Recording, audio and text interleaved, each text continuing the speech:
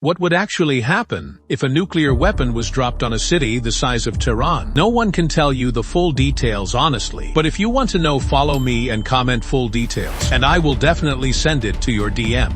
This is based entirely on documented scientific research from nuclear policy institutions and humanitarian organizations around the world. Nuclear researchers have studied for decades what a Hiroshima-scale explosion would do to a modern city of this size. A 15-kiloton yield weapon, based on all available historical and scientific data, would produce the following effects.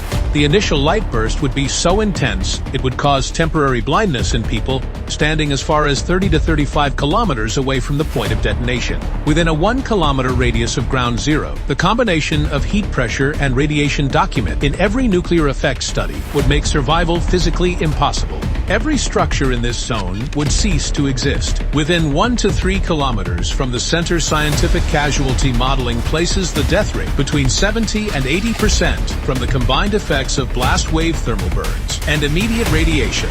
Within 3 to 5 kilometers, thousands of people would suffer severe injuries. Simultaneous fires would break out across the zone, and medical response would be immediately overwhelmed. Within 5 to 8 kilometers, the blast pressure wave alone would shatter every glass surface and cause widespread injuries to anyone caught outside or near windows. Within roughly 20 kilometers, radioactive fallout, documented from decades of atmospheric nuclear research, would silently expose a much larger surrounding population to dangerous radiation levels. For a city of approximately 10 million residents, humanitarian modeling estimates around 500,000 immediate deaths, with that figure climbing toward 1.5 million within days as radiation sickness, burn trauma, and the complete collapse of hospitals and emergency services take hold. This exists so people understand exactly why nuclear weapons occupy a category entirely separate from every other form of conflict, and why preventing their use remains the single most important responsibility of every government on Earth.